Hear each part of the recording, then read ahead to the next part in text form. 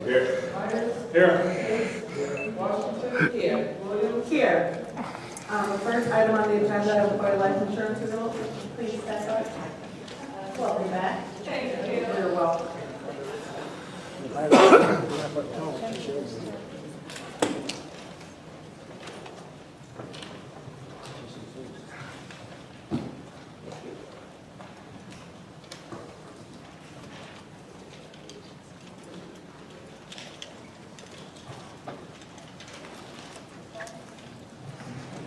So there's some questions about health insurance, and I think it's specifically voluntary life insurance, is that right?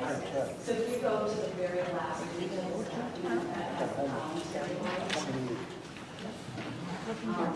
So the voluntary life is just an add-on to the basic life benefit. So it's strictly voluntary. The employees would pay for it. You buy it in increments of 10,000. You could buy, for example, the maximum you could buy as an employee would be 50,000, and it wouldn't be underwritten. Anything over 50,000 for an employee means that you can get a maximum of 100,000, but it will be underwritten, and then after it's underwritten, if you're accepted, then you get that. Underneath, I think there was a question about spouses. You can buy it in increments of 5,000 for the spouses. The guaranteed issue amount is 10,000 with a maximum on the spouse benefit of 150,000. And then there is a child benefit that's sold in increments of 1,000, and it's a guaranteed issue in maximum amount of 10,000. Does anybody have any questions? That's the case.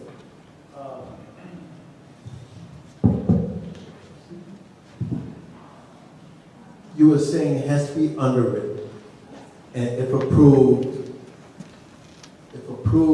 then they can have whatever the amount.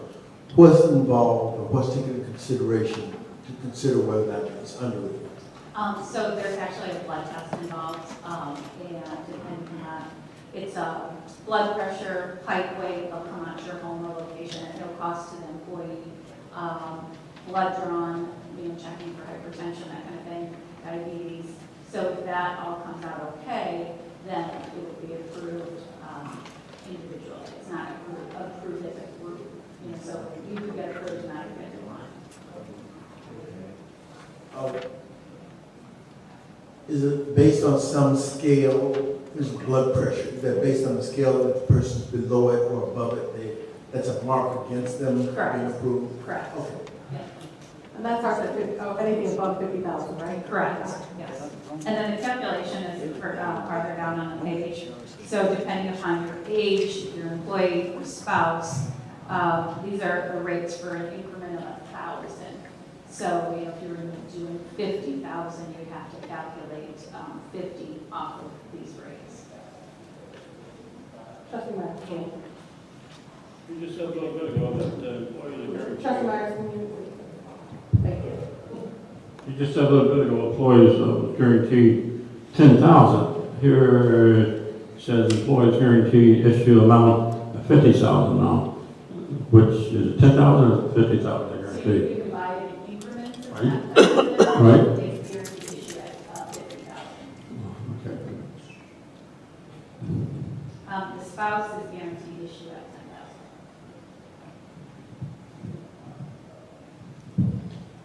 Any other questions? Trustee Myers, can you pass the mic back down, please?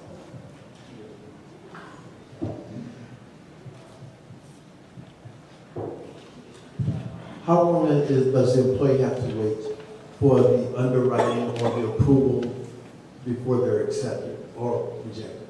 Life insurance does take a little bit longer. I would say on an average, after you have the blood drawn and they come out to your home, it's anywhere from 30 to 60 days that you hear something back. Okay. Could you just take a moment and walk me through it? I'm an employee and I decide to increase. So I call or send a letter to your company. What do I do? So we would have an open insurance, we'd have an open enrollment for all your, at the same time, your medical benefits, your ancillary benefits, and at that time, we would offer the voluntary benefits. And and they would sign up for the voluntary benefits. And then Standard, who's the insurance carrier, would contact the employee individually to set up for them to come on site, to do the blood draw, the height, the weight, and all that, if it's above that 50,000. And then that generally takes, 15 minutes to do, and then they would wait to hear back the results. And that's a popular 30-day wait period. 30-day wait Okay. period. All right, thank you. I think it's almost all the way down. It says waiver of premium coverage doing. At 65,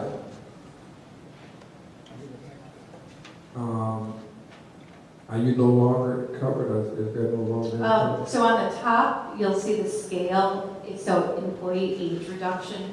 Of course, as you get older, the likelihood of dying gets greater. So what they do is at age 65, there's a reduction in the benefit by 65%. At age 70, it's a reduction of the benefit by 50%. And then at age 75, it's a reduction by 35%. That's 35% of the face value of the insurance. Correct. So the insurance will change after 65. Correct. So this is a term life policy, unlike a whole life policy.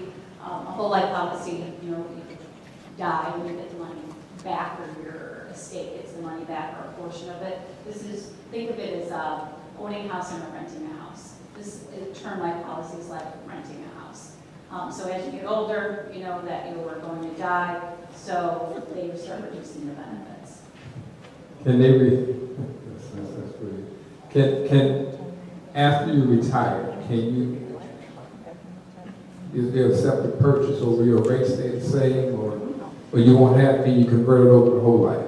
So even if you don't retire, you just leave here, it's what they call portable. And so they can take, the employee can take it with them if they're, And pay the same rate? Correct. Oh, pay the same cost?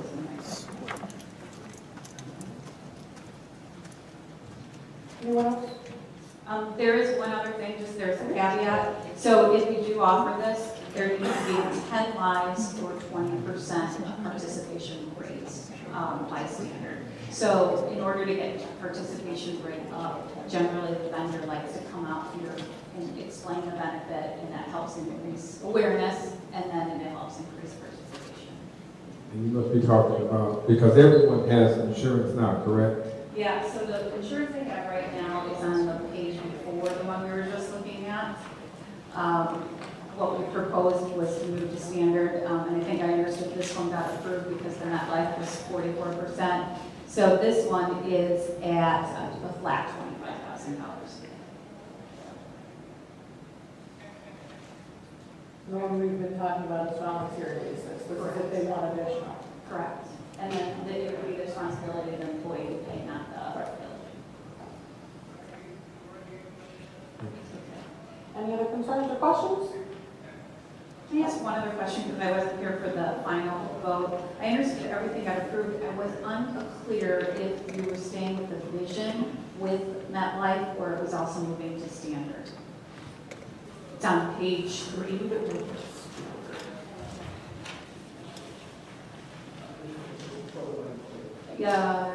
Yes, correct. So the rate is, to move to standard is a little bit higher, but because of a convenience factor, I didn't know if you wanted just to bundle it all together for billing purposes. So it's approximately $322 higher annually to move to standard on vision, or you can remain as is with MetLife and have no increase. I believe we stuck with MetLife because it was the no increase, but I can have, okay. Okay, that would be great. And then everything else was moving to standard, and the medical was staying the same, correct? Okay. Yeah, okay. Yes, yes. But the village clerk will get that information to you. Okay. I'm gonna go back to you right now. Oh, Are you good? okay. We can move on. She can get information for you and announce it to the board, just so that we're all on the same page. with Okay, you. thank you. Item number 2, discussion of the retention detention pond. Trustee Jones? Okay, I passed out to you just some brief, just an idea of something that I'm trying to do and some of the costs that could occur from that. It's very minimal, the price-wise, but safety-wise, I think is very great. We're looking at roughly around 200 feet circumference over, around the pond. The highest one is the Everbuilt, and that's on the bottom. And that's the snow fence, and that's wooden. And you would purchase the fences. It comes in 50-foot rolls, and each roll is $63.10. And that's like a total of $252.40. And that's the highest one. The cheapest one would be the Everbuilt. It's like a vinyl plastic. And you can see up top with the colors, the green or the orange or whatever. And for 200 feet, that'll come up to just $49.74. And that'll go all the way around it. And the price of the rods is, you probably would use every 10 feet, you would use a rod. And they're at $3.98. And that comes out to $79.60. So we're talking, under $200 to at least give a trial and see the benefits, or if not, if we don't do it, this is the price that, that we come up with, and hopefully we can just at least, give it a try and, at least try to prevent something from happening. We could be having a very different conversation if the volunteer didn't see the child go in there just so quick. A 5-year-old, went right in there, face down, and we could be talking about a whole different story, but hopefully that doesn't happen again.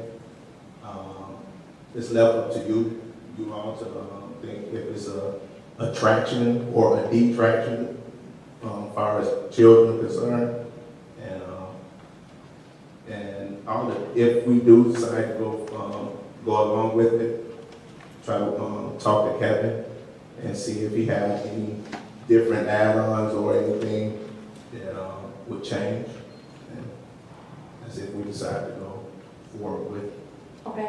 I reached out to Kevin today, and JW, and I heard back from Kevin, and I was asking him basically what we could do around the pond, if there was anything, if there was any recourse that we could take. Was it, I don't know if it was maybe illegal to put something there because we don't have anything there, so I was kind of trying to figure out why there was not something there currently. And he did state that he wanted to give some information about it, that the detention pond is for temporary holding of stormwater to slowly be released into natural waterways. This detention pond has a problem with the pipe drain. The Public Works and Robinson Engineering are working on it. This may take a while because it involves Sigma and the village to see who is responsible for possible damage and repairs. We do check and the jet line, that and the jet line to help lower any standing water after large storms. So he was explaining why the water was in there, but that wasn't really answering my question. So I did reach back out to him, and he says that he's not sure what the current plan is, but he does have more fencing poles. So that is something that I know that we've used out here before plenty of times. So we do have several retention and detention ponds in Sauk Village. I don't know, and I haven't gotten back with him besides thanking him for the information. I don't know how much we have. I don't know if the direction of this board is to cover all of them. That's something that we need to look at, and something maybe Kevin can present to us. How many we have in the village, where are their locations, an approximation of how much material he has versus how much he would need. But we do have the materials out there, and I did say that I thought, and I'm just one person, but I thought that especially with the summer camp that we have going on there right now. We do know that area will be heavily trafficked by kids. It's something that I think should be done quickly. So I did pass that information on to JW and to Kevin as well. So we cannot take a vote, obviously, at this meeting, but if we would like to get a consensus, if this is something, a direction the board would like to go forward with as far as this location currently because of the summer camp that's happening, I can send an email to JW and to Kevin and see if we can get that done this week. I mean, we could have a understanding just by the conversation.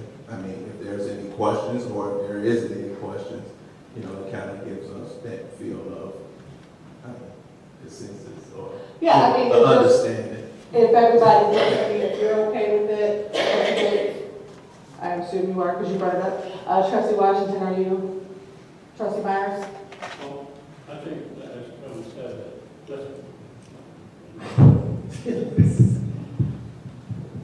as Kevin spoke of, let's try it. And there is holding water, whether it's a broken pipe or whether it's, and I don't think we have enough rain yet. Tomorrow might be even different. But I think it's worth a try.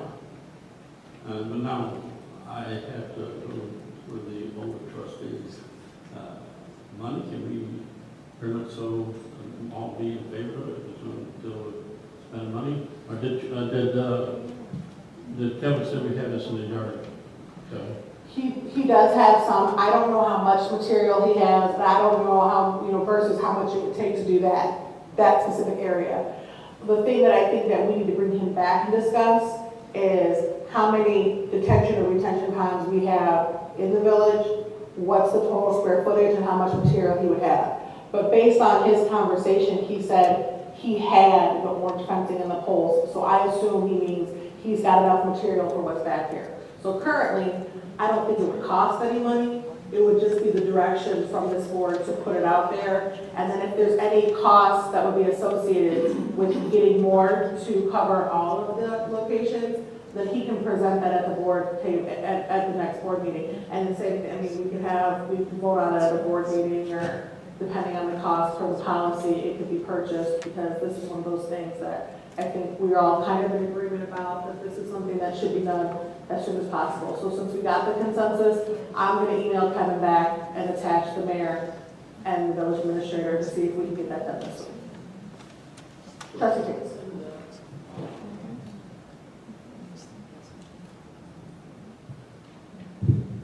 Do we know if the Director Willer planning on installing it himself, or will we have to get a contractor to come in and install it? Public Works does that. I don't know if he will specifically do it himself, but the department does. Yeah, I know we had a barbecue, sometimes they put it out for the corn dog roast and everything, that orange fencing that goes around, just so it's kind of a warning to everybody, don't go over here, this is hot coals, that kind of thing. So we've got the fencing. I don't know how much, but. If it's what I saw before, it was kind of limousine sort of, and I don't know if it's will be strong enough. I don't know. As compared to one of these products, what's the strength and the preventive measure it provides from anyone falling in there, running in there? Well, it is made of more of like a plastic material, and I think its purpose is to kind of be a visual block. I mean, obviously, if it's plastic, if they wanted to get in there with a pair of scissors or something, they could cut it right through. But this is I think right now, it's a good idea to put it up as soon as possible because it's something, and it's also a visual. And like Trustee Jones was saying, you've got the poles that go, every 10 feet, I guess is what you said, or however much, and that's going to keep it together. And it does give some give, but you have to kind of really go through it to either knock the poles down or to cut through it. You have to really have some kind of sharp instrument for that to happen. Trustee Washington. Thank you, Madam Pro Tem Page. I just wanted to say that I would like to know how tall it is too. Maybe Kevin can bring maybe like a little piece of it when he comes so we can see, because if it's just that but we've seen that orange that goes around, it's only about this big. So is it from the ground up, at least 4 feet or 5 feet, 6 feet? It's about 4 feet. I mean, it's 5 feet. Is it about 5 feet? Because that was one of the concerns that you had, that we talked about, to stop people from falling over the fence, falling to the water even. But this is made of wood, you said the everbuilt at the bottom, this is wood, Yes, and what about these? it's the same material that we're talking about. Okay, like that real flimsy material. Okay, so if he could let us know, you know, if he does have, it would be a cost-saving initiative to us, if he has something that's equivalent to what Trustee Jones is showing us. But if not, I would like to even see us get something a little more sturdier than this. So it would be just for the summer camp, it would be ongoing. We would have, you know, for a while, and it would last. I can reach out to those three and explain that we would like, the board's direction is that we would like this to get done as soon as possible. But I would like to have Kevin come in and speak with the board about how many ponds we have, what's the square footage, if this is the plan to cover all of those, what that would entail. And then also, if there's any other materials that he thinks would be better for a more permanent solution, then we can discuss that at that time. But I think as of right now, let's just get this done. Trustee Burgess? Yes, thank you. The reason that you wanted portable, so you can't go in there, cut grass, anything that has to be done, you can just flip it off. You ever seen how it attaches to a pole? It's like a lip. It attaches and you keep going around. You can take it off in about 15 minutes. And I thought maybe by now they would have been able to cut that, but they cannot because the ground is still wet, so it must be a problem there.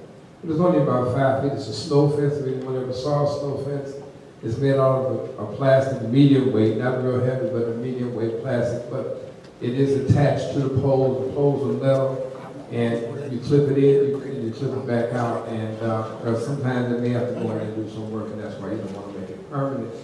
And I mean, this is something that, you know, I'm sure we can tell J.W. Fairman and the mayor that we'd like to see this. This shouldn't even be a budget problem or anything like that, because that doesn't fall on the Parks and Recs, it falls on the public buildings and grounds.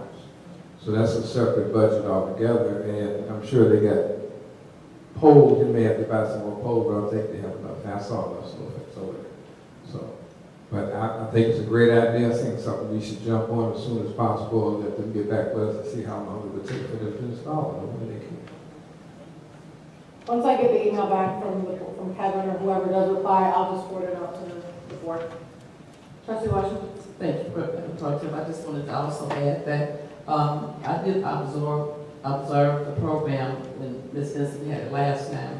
Once I was off from work, I work for the Board of Ed myself with children every day. And the key factor is the volunteers. As long as we can remind the Trustee Jones to put somebody stationed over there with those children outside over that area to make sure they don't go back. Because even on the playground when we're at work, you can call kids and they'll keep running backwards. And today you like, stop. They laughing. They just say we can playing. So to just have the fence there or to know that it's coming, if the camp is ongoing until we get something in place, if they could put some volunteers over there, like maybe 1 or 2 in the area, in the chair. I don't know how old our volunteers are. They can run up to 5-year-olds. I got grandkids. They run fast.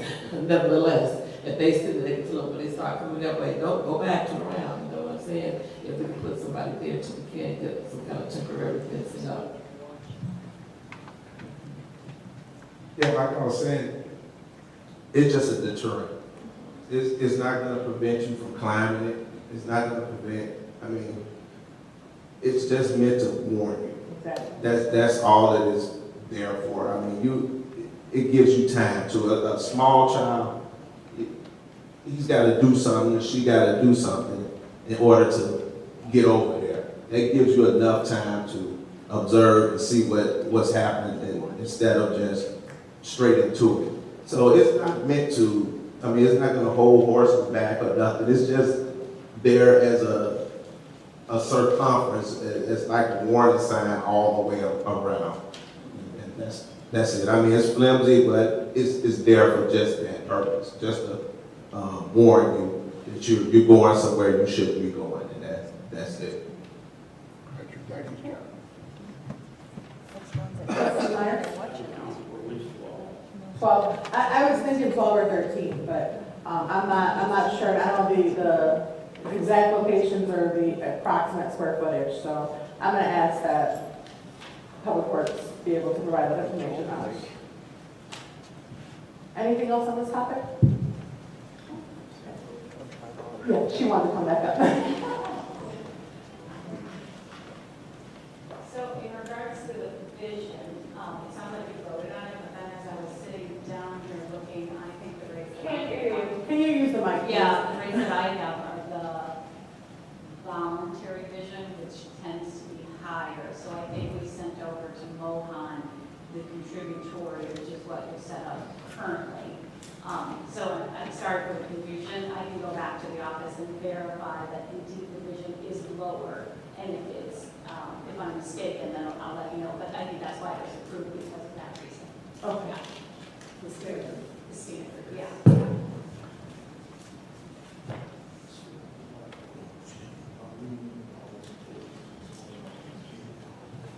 The question was, are you guys planning on having a meeting to explain the changes to the employees? Is that something we could set up? Yeah, absolutely. So in the past, we've set up kind of the different shifts to accommodate the police, you know, when they're coming along.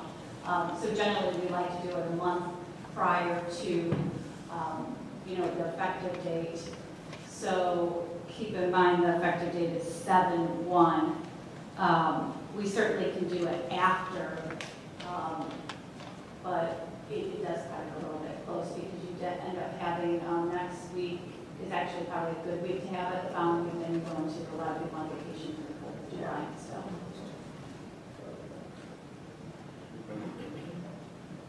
Yeah, if it's something that you guys can set up throughout next week, I think let's try to get it done before the date of the actual start date, Okay. just in case there are any changes. But I mean, if we don't have a huge employee base, so you know we should be able to. If you offer the different changes, people who are going to want to come are going to come, right? You know, I know you guys are usually pretty good about. So with the Anslight too, we just, we would give you all a spreadsheet and we would have you make the assumption that everyone's going to enroll the same, except of course the voluntary life would be a new benefit. And employees can come to that meeting if they wanted to add or drop people. But otherwise, what we can do is communicate if you aren't making any changes, then you don't need to do anything. However, this voluntary life product will be offered, which hasn't been offered in the past. Okay. Yeah. There are people, a lot of times people have an enrollment period. Is this the enrollment period? This is the open enrollment So period. how long is it? You generally have it taken prior to 7/1, just Oh. because the decision was late, you know. You can make an exception and go past the 7/1 effective date. Okay. So will then you be reaching out to JW Mohan? You're going to reach out to Mohan? Yeah. Okay. Is that okay? That's normally what we've done in the past? Okay. Just set the meeting open. Yes. Any other questions? All Thank right, you so thank much. you. Okay, item number 4, ordinance adopting the prevailing wage standards in the village of Sauk Village. I know that you guys in your packet should have gotten the ordinance from the law firm, the memo from the law firm, and many, many pages of prevailing wage for July 2015. This is something that we kind of just have to, it's standard, we have to do it every year, we have to pass it. And I'm assuming that this is, since it's going to be, since it's going to start July 1st, I'm assuming this would be something that is going to be on the agenda for next week, correct? Okay. Trustee Myers. Hold on. Oh, yeah, I guess you could put that one down. Being a union body, we're in negotiation with them now. They will also have to act by this, correct? Yes. Once we pass this as an ordinance, I don't want you to have no one say yes. once we pass this by ordinance, this is something that we have to go forward with. I know we're in contract negotiations right now, but this would be, just like with any ordinance. This states that, go by that, right? Well, just like any other ordinance, once we pass any ordinance in the village, it becomes the law of the land. Trustee Burgess. If you look at page 3 Are you talking about the ordinance? of or the you- ordinance, yes, I'm sorry, look at page 3, section 4. That answers your question that you asked about the public works. Public Works. About, we're in contracts with them too. Right, So this does not apply to the prevailing rate of wages that's here and ascertained to any work or employment except public works of the village of Sauk Village. In other words, the prevailing rate, if we're in contract, if we're not up to prevailing rate for public works, we're not empowered to do that because we're in negotiations with them. But anyone that does work in the village that's hired, they must use prevailing wage, but not your employees of public works. That's what this, you asked the question, do we have to stay with there? If that's the case, then you wouldn't even have to ask for a raise, because prevailing rate would automatically dictate how much you can and cannot raise. So that's why I guess the lawyers put that in there, so it wouldn't kind of make you give them a raise.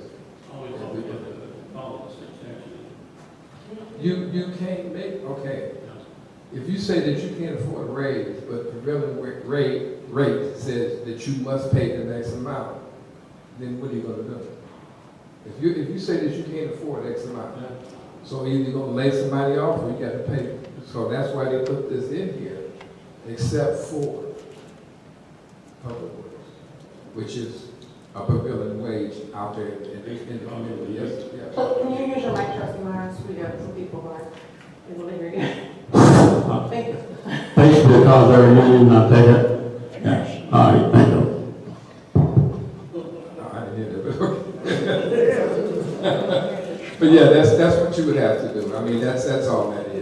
Which makes sense because you can't dictate the town how much you can and cannot pay. But the wage, if you go out of your, I guess your people, that your employees, and you hire someone in to do something, then yes, you have to pay a prevailing wage.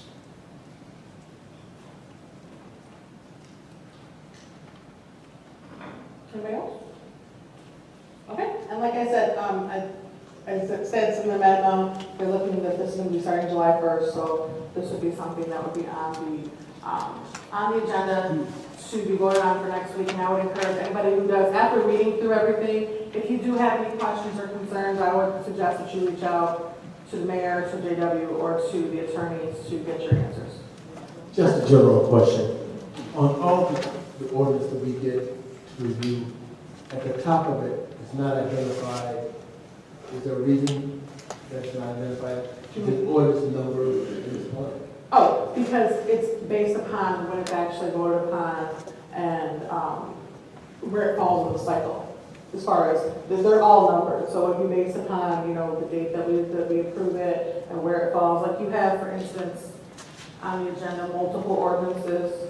So it would be based upon, like, if this one was voted for first versus the other one, and this is a draft copy, so there's not going to be an ordinance number until it's an actual. Something that we did talk about before, though, which I thought you were going to ask about, is it doesn't say draft. And I know that. Sure. But several ordinances on the agenda that may or may not be approved. So the three numbers that I would have is ordinance number outstanding, the ordinance that we approved. Until the board approves the ordinance, that we not sign. That's what I was trying to say, but she made it sound better. But because that's what I was trying to say. We've got multiple ordinances. Some may not be passed, some may be passed, so they're not assigned a number until they're passed.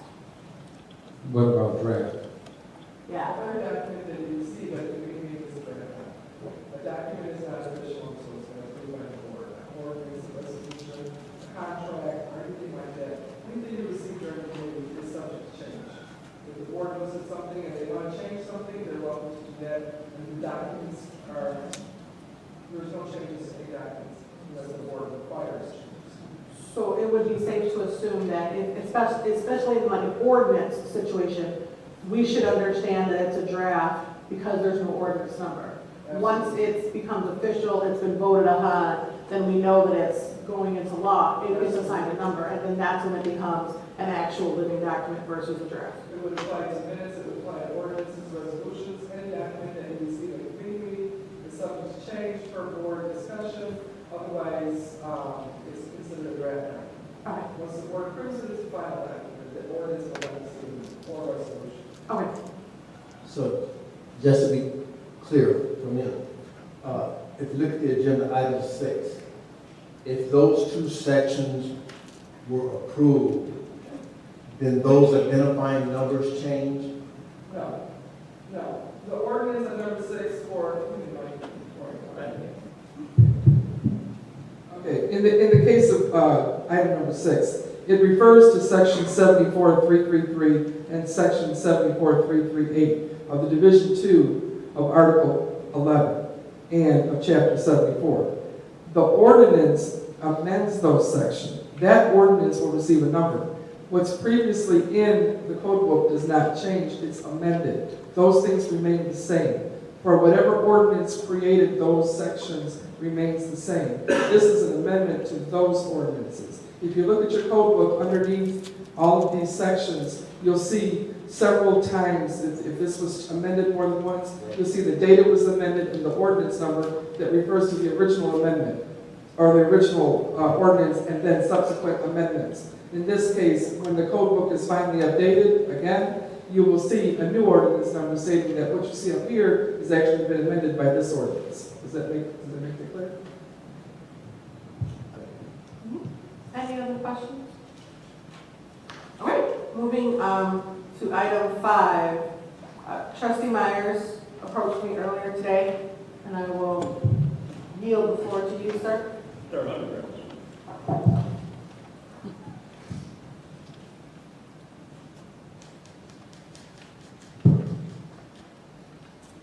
All right, these ordinances been around, we've been talking about it, met with the police chief, he's all set, attorneys, looked at them, I'll review them. But tonight, the police chief is not here, and he specifically wanted to explain to the trustees a couple of items in the ordinances that there was a change. And he wanted to point out in all of them, there's items in it that has been changed by Illinois compliant statute and stuff. He would like to say, unfortunately, he cannot be here tonight. Like, I have a couple of questions just on the part-time one, and once again, he's not here to answer a question. I'd like to table it until the police chief can be present, answer all our questions. So, just to be clear, that's item number 5, 6, and 7. The police chief asked if we could hold off on talking about those till he's here to explain some things and to answer our questions.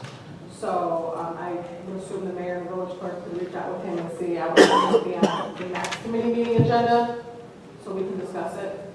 And Madam Chairperson, I urge each one of the trustees to look these real close, and I found several items in here that I know concern me, so I think you guys will find some too.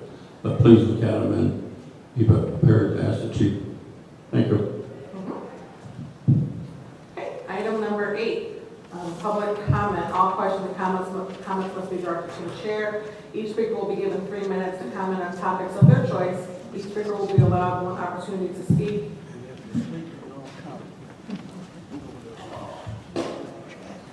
I will be forwarding all questions to the mayor. He may answer upon his return.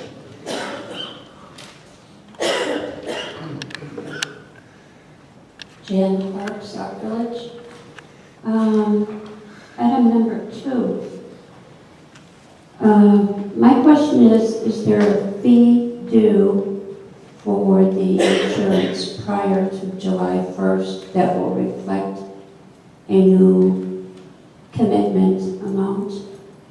I mean, is this an annual fee you pay for this insurance? Or I imagine it's a monthly because there's dividends and payments due by employees. Now, sometimes when there's a rate increase, that there's more money due at the time the policy becomes effective. Does anybody know anything about that? Okay, is the bill normally due the first of the month? Are those all your questions? No? Keep on talking. That's number one.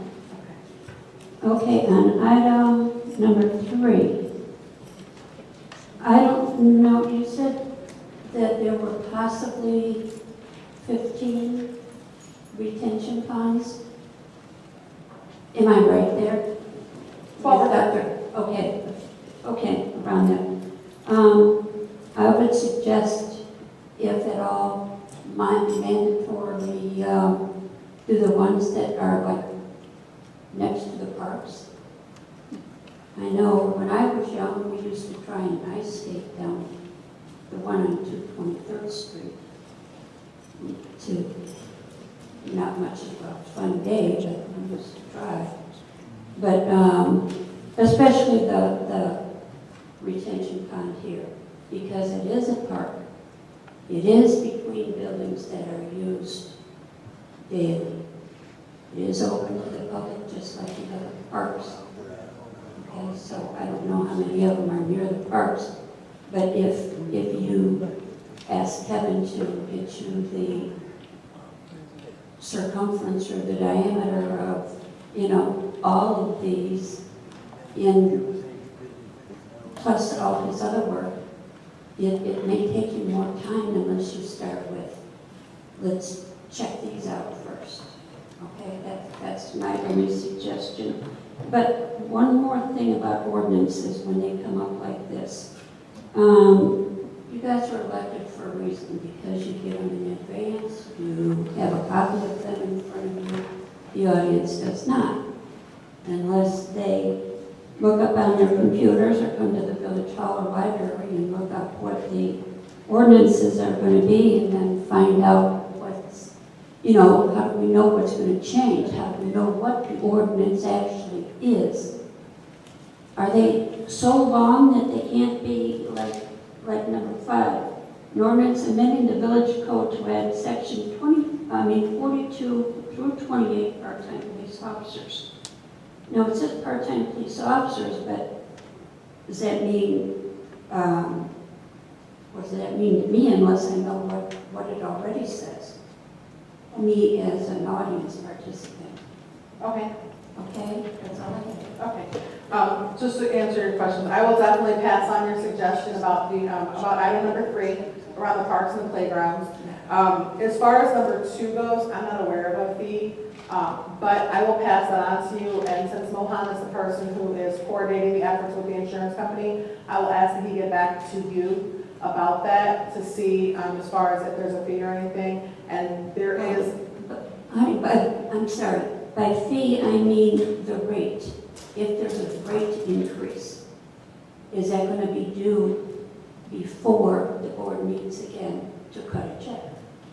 That's what I was, not a fee like, okay, $500, but is there a rate increase for this next coming year? And is that going to be due by July 1st? I will have Mohan forward all that information to you. Okay, thank you. On behalf of Sauk Citizens for Public Awareness, I commend you guys for agreeing on something and getting that fence around that pond. We asked for that fence back in June of 2015, I do believe. It's real hazardous to the kids, and there's a lot of them out there. I don't care how many volunteers you got, those 4 and 5-year-olds are pretty fast. So I commend all of you guys for doing it.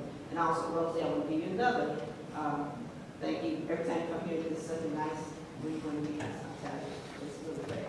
But anyway, I'm going to present my same question I've been asked for the last 2 months.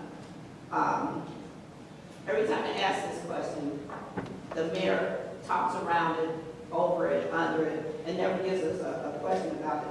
So my question is, and put it down again, he indicated that residents were responsible for $10.50 for 1,000 gallons of water.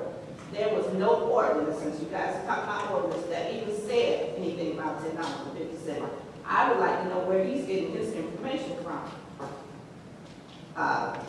In response to a court request, even the employees don't know anything about $10.50. So I like to know and get a supportive document. It might be, I don't come in all the meetings, I might miss one or two, might be something I don't know. I just like to see a copy of somewhere where it says residents have to pay $10.50. Again, ordinance 12-014, the last increase we got was back in February 2013, went up to $7.50. And that ordinance specifically said that the rate was going up for repair and maintenance of the infrastructure.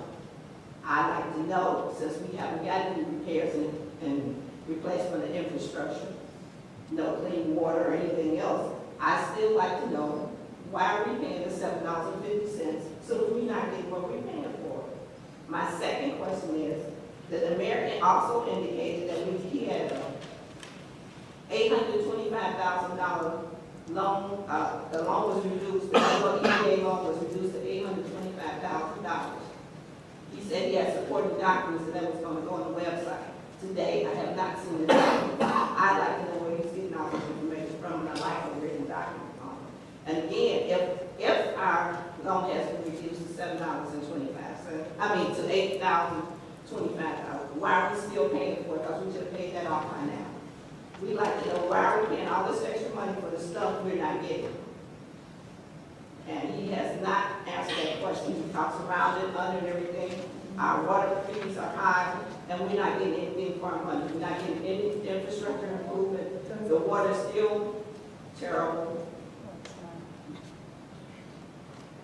And getting people from back there. But anyway, that's my point. So. I will pass it on. Okay, thank you. Thank you.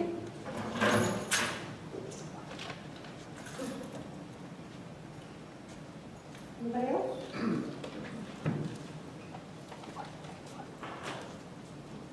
Ed Shank, Madison College, there's a fence around the ponds and things up here in the park. It's pretty gaudy.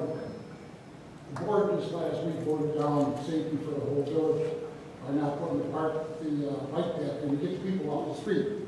But the board decided to vote against it. Now you want to put a fence around the pond there.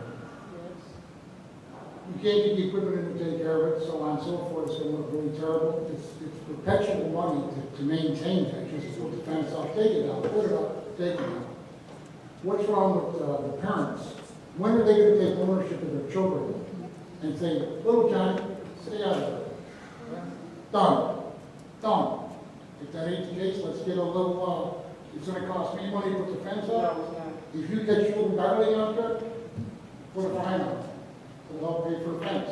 They'll also put the word out, hey, they mean business, they have a pond. We need to do something like that. You're going to turn around and raise my taxes? Let's make the people that are breaking the laws fix it. That's where we're at. Along with littering, let's worry about the littering. That's still, I got people going down my street throwing diapers out here. That's human waste.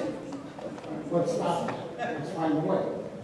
Along with parks, over in Deer Creek, the last time I saw that park, it's pathetic. When are we going to put a fence around that? I want to know when that's. Mr. Shanko, can you address it? Mr. Shanko, can you address the chair, please? I understand that, but can you please address the I'd audience? Can you like please to have use the board look at the idea also. If Deer Creek has a pond over there that needs a fence around that. Okay. I don't care who owns that, it's Sauk Village, put a fence around it. Simple as that. Thank you.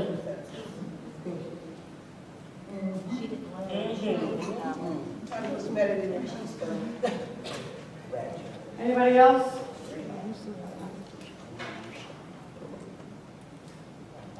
Hello. This is Ross. I can ask any question, right? Yes. Okay. When it comes to licensing business, does anyone actually look into what the people actually want to do before they do the license?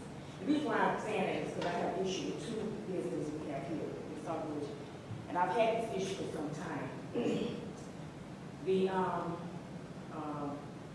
I guess it's called the beauty supply store It recently opened over there where, Best Hardware was. You know, it's nice, it's a nice store, the products are nice, but the advertising in the window, in my opinion, is pornography. And I don't think it's appropriate for your town. And people need to look at that. I don't want to go in any business and look at somebody who's behind. I mean, you know, you talk about the children walking down the street with their pants hanging down. Here you got business people advertising apparel. No one should have to walk in the store. And I said something to them. And they told me, well, you know, it's the purpose of the individual. But there's no way they're going to take that merchandise and put it on a mannequin in Chinatown or anywhere else. So why you allow them to bring it in Sauk Village? Go in there and look. When you want to do the register, go out the door. All you see is this fishnet outfit on a mannequin, and you see everything. So, you know, somebody in Sauk Village is going to buy it. They're going to walk down the street in it. I think that's inappropriate attire. And it should, to me, it's X-rated. And it shouldn't be, I'm not saying it shouldn't sell it, it shouldn't be on display. So you need to look at that. And another thing, I had spoke to the owner in the liquor store, Buddies. I don't know if they're licensed for pornography also. But they used to, when they first came in here, because I went in there personally and talked to them, behind the counter, they have pornography. Now when you go in there, they have it covered.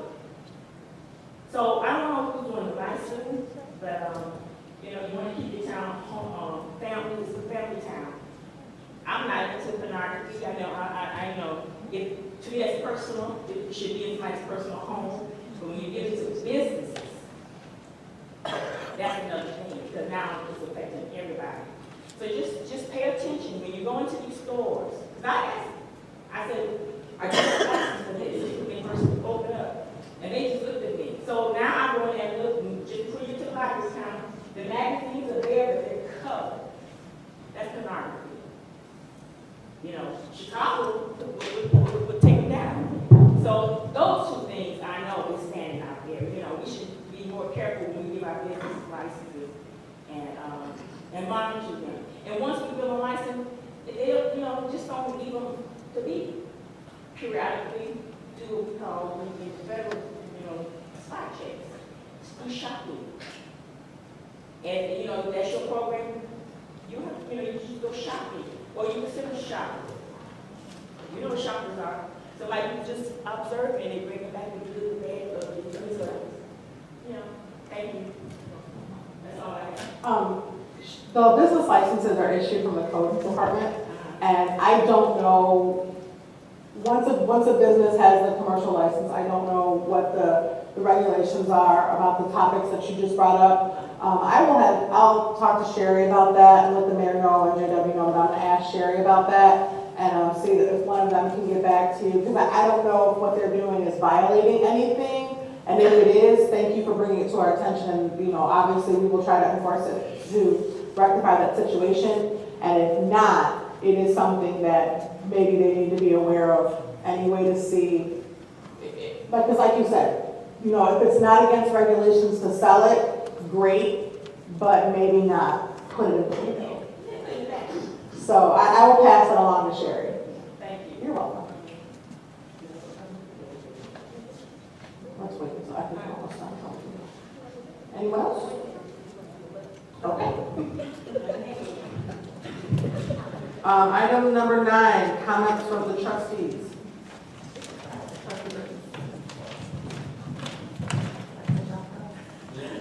Sorry. A few things. First of all, I'd like to, Madam Clerk, to put on the agenda for next meeting, executive session for personnel. Reason for it, the mayor's not here. It doesn't make sense to ask the same question to the trustees. Only the mayor and the village administrator can probably answer this question. So could you, next board meeting, next week, for personnel. And I'll just refer those questions to that time. It's not a reason to say anything now, because Madam Pro Tem, you can't ask the question. It doesn't make sense to go back and forth, but that's all I have. Thank you. Okay. the Community Outreach Partnership Committee met today to discuss National Night Out. And just again, any committees, any community organizations or anything that would like to set up a booth, especially any committees looking for volunteers or anything, please let myself or the village clerk know so we can make sure that we have adequate space. And one of the things, and like we talked about before, is Community Outreach Partnership is working also on the 60th anniversary committee and planning for that for next year. And one of the fundraisers that we came up with tonight is something that we wanted to approach the board with. And I don't know if any of you on this board are big Food Network fans, but it was a suggestion to do, we were talking about a cook-off or something like that, and we decided to do a form of Chopped.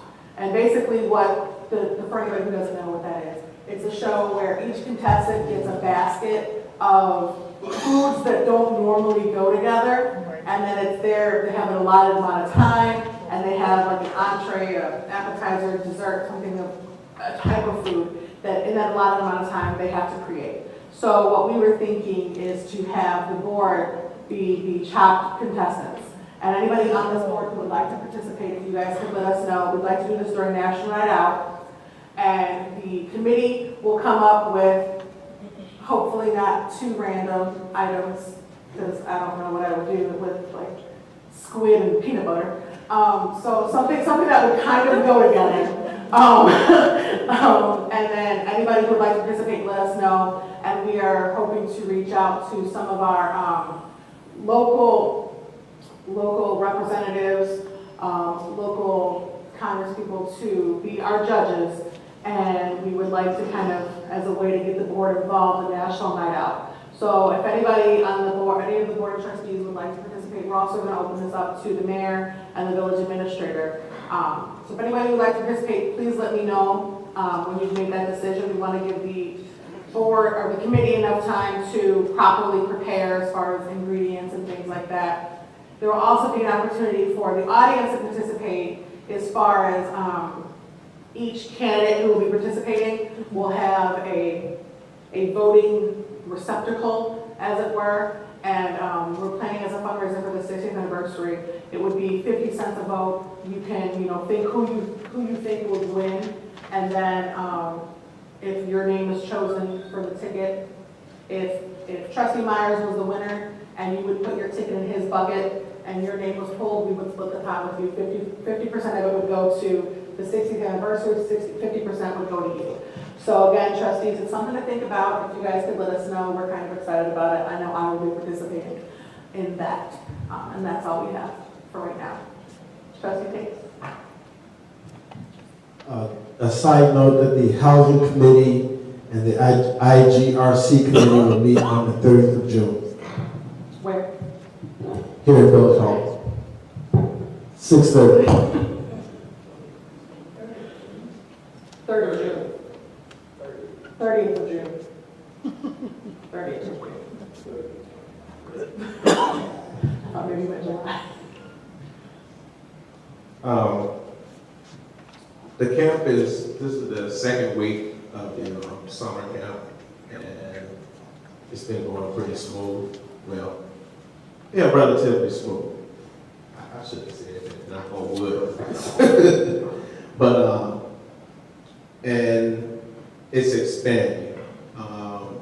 As of Monday, there will be breakfast and lunch from age 0 to 18 for any resident that comes up there in between the times of 9 and 10 for breakfast and from the time of 12 to 1 for lunch.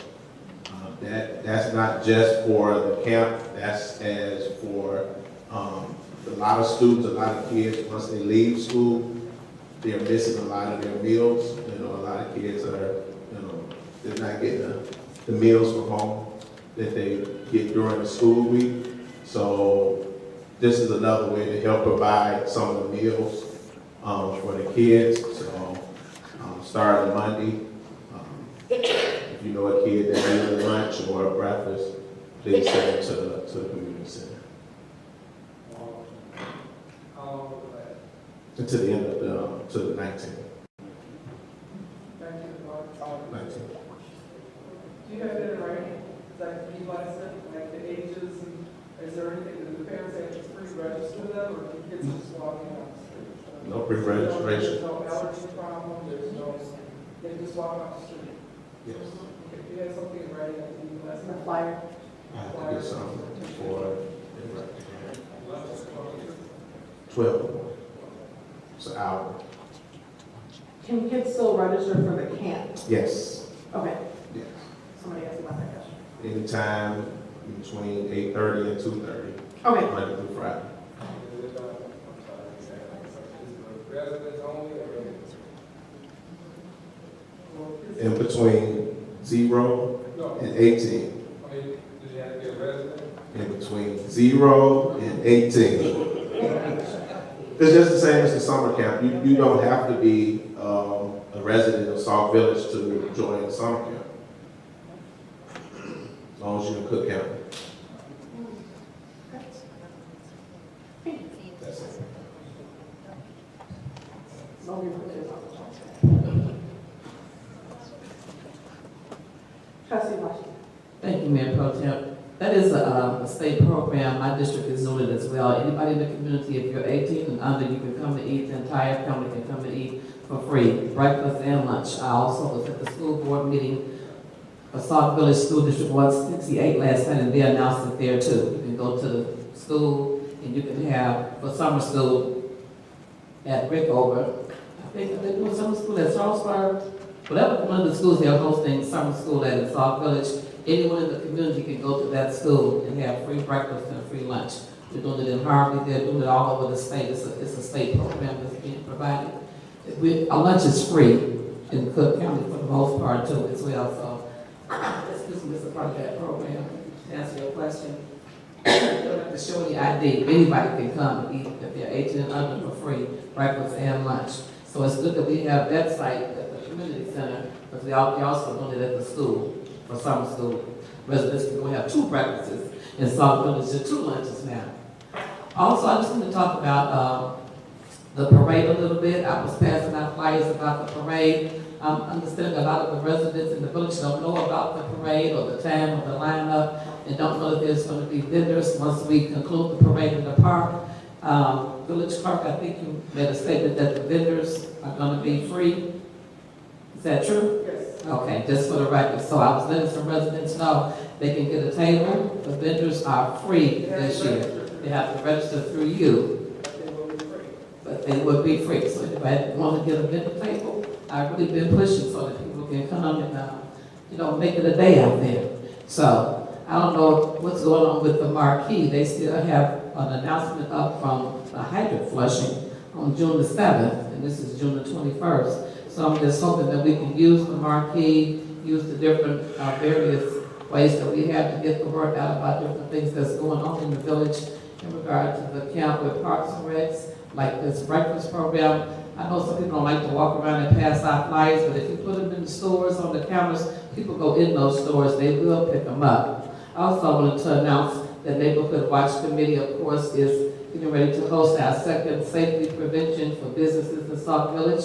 For all of the businesses, the churches, the pastors, the school administrators, or anyone that's involved in education, we're going to be doing our second safety prevention for businesses. So if you know any businesses or churches or pastors and you're here, yeah, put the flyers on the table in the back and out in the foyer in the front. You can take them to your church or your school or any business that you know, as well as our book bag giveaway. If you know any families on your block, you see children out there that you think could use and benefit from getting 2 book bags per household, we're going to be doing this book bag giveaway of 500 book bags with supplies in conjunction with School District 168 at their back to school bash on August the 18th at Rickover in the gym, along with a safety rally with the 2 superintendents, Dr. Lee and Dr. Navarre, along with some other guests that's going to be there.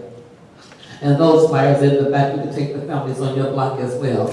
I wanted to address the young lady that talked about the 2 businesses that had inappropriate material in the stores. I did notice that myself. As a matter of fact, I was in one of the establishments and I saw something that I felt was inappropriate. I had some young children with me and there was some other teenagers in the store, and I just walked over to the owner.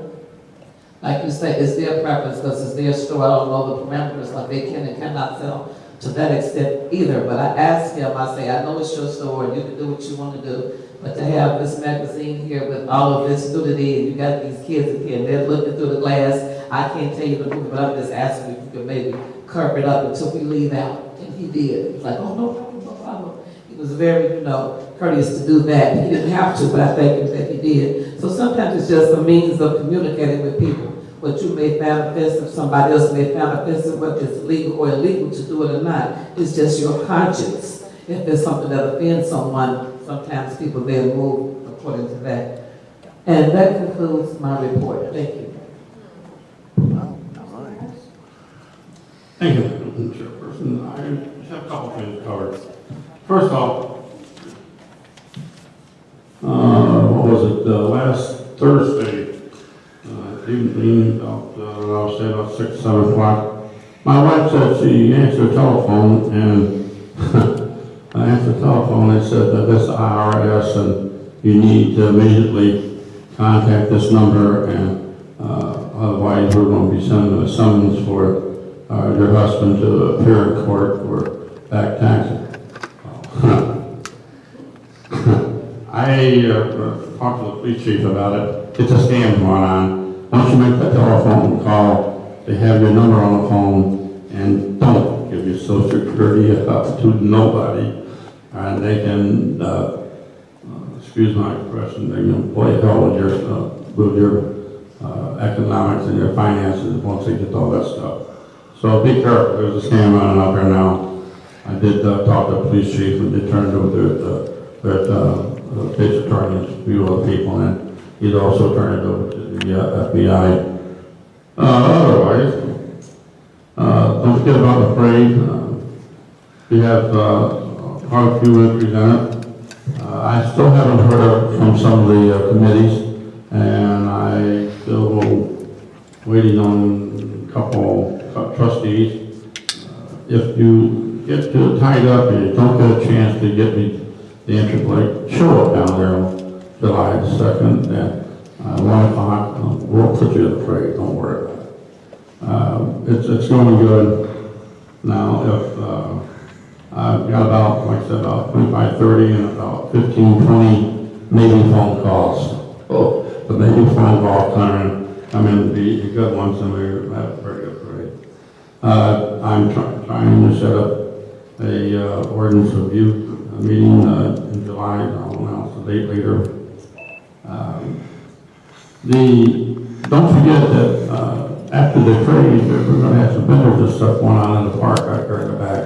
So spend some time back there, enjoy yourself. Then Debbie, is there a chance that you do an e-blast for me, one last e-blast for the parade? Okay, I appreciate that. It'd be good. Okay. I know it's been out there once, but it looks good to all the residents and to the young adults in town. If you can't find an entry blank or don't remember my telephone number, which blasts all over this town, but just come down here on July 2nd, 1 p.m. and I would help to fill the entry out and put you in the parade. We know think so far we got walkers. I still haven't heard anything back from the ROTC on Blue Trail. I'm planning to pay them a visit tomorrow. And let's see, we have horses, we have dogs. You name it, we got it. But once again, it's just going to be a good day that everybody come out and join us all. And I appreciate it. Anybody see a neighbor or hear any kids talking about it, they want to be in the parade, tell them, come on out, talk to Mr. Myers, don't worry about it. I'll get you a spot. We got a lot of roads that we house people on to mark them down. With that's all I have. Thank you. Okay. Question. Trustee Jones. I've read about, this is town, near Indianapolis, Indiana. And when we had the conversation last year about should we throw the can or should we not throw the can, I was just wondering, did we come up with something different? Because I know there's been a lot of communities since then that have banned the candy throwing. We have tried that, you know, we've tried it almost every year. I don't care if you do decide to throw it off the road. Because these small kids, they see something coming down there, it's all decorated, making a whole bunch of noise, and they toss candy out, and these little ones, they run out, and I don't want anybody to get hurt. So, if you can't get it out off the road, and can't get past it out, and don't throw it. Be careful. I just want it off the road. I have no problem with people throwing it. I have no problem handing it out. Just make sure it does not get on the road with the vehicles. I know last year we tried it. Part of it didn't do it. Year before that we tried it and told everybody not to, and I think everybody did. But again, yes, you're right. There's community actually is enforcing. There's one out south, the young toddler got hit by moving vehicles while they was tossing candy out. But they don't hear nothing, but they see the candy and they run out and they get it. So they're not here. Did anybody hurt? Because they got fun. So yes,